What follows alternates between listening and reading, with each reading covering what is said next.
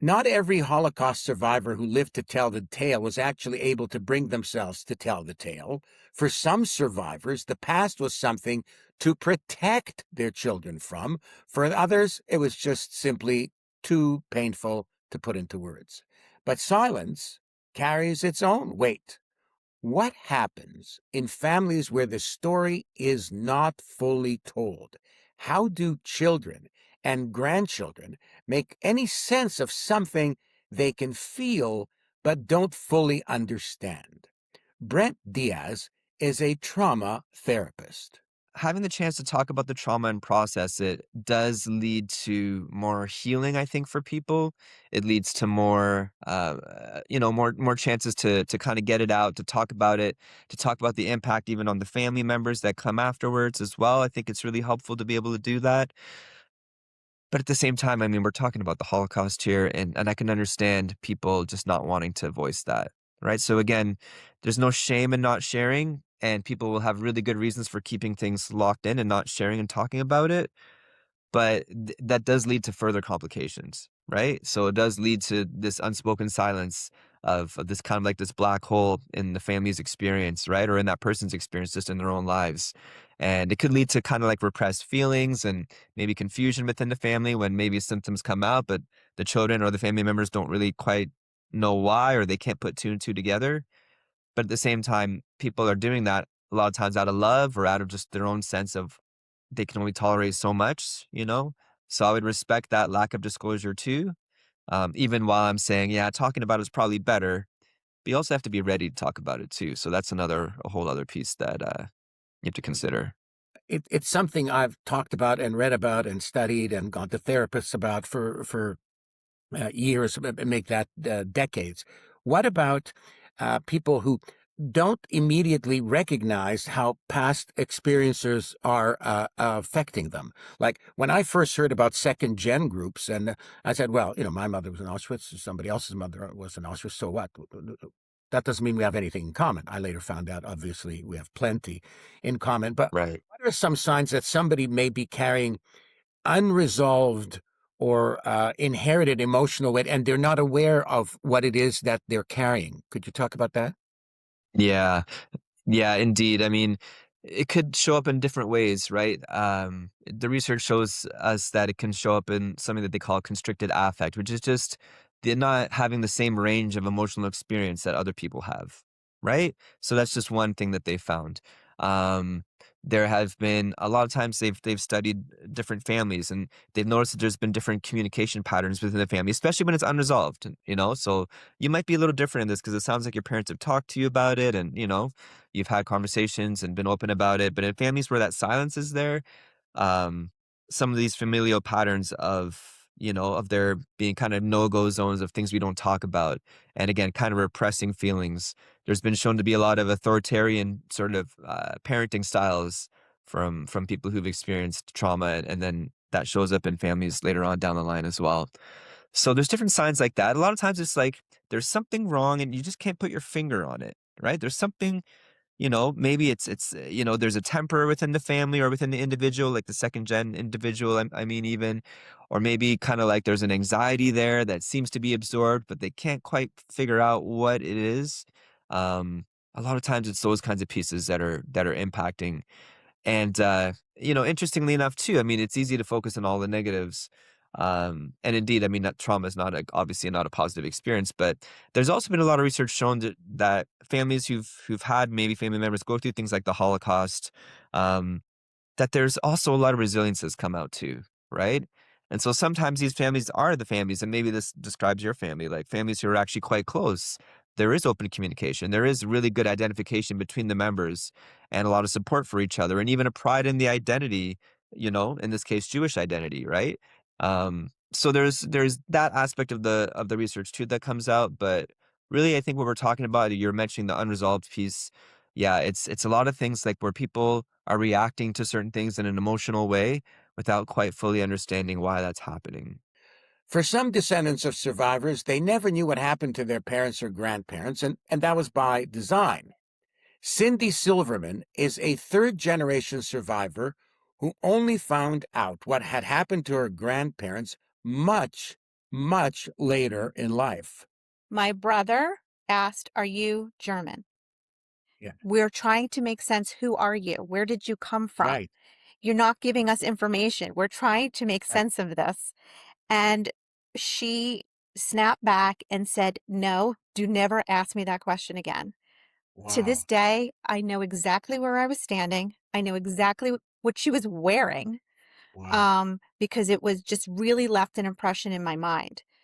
And I talked to my mom about it like over the years, and she really doesn't have like a lot of information. Like she's got a fragment here, a fragment there. And she has made the comment, "I don't understand why I never ask questions." But I think it was an unspoken rule. Don't ask questions because you're going to upset somebody. And we don't Right. want to do that. And clearly, when it got too raw, we all knew never ask again. Right, and also, I mean, some people feel, guilty about not having asked the question, but, the job of a child is to be a child, right? It's not to Right. delve into that kind of thing. As second gen, we end up, instead of our parents taking care of us, which they did to the best of their ability, we end up taking care of them as well.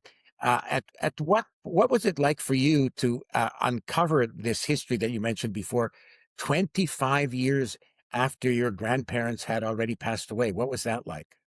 So there was always a nagging feeling inside of me. I wanted to know. I wanted to know my family history.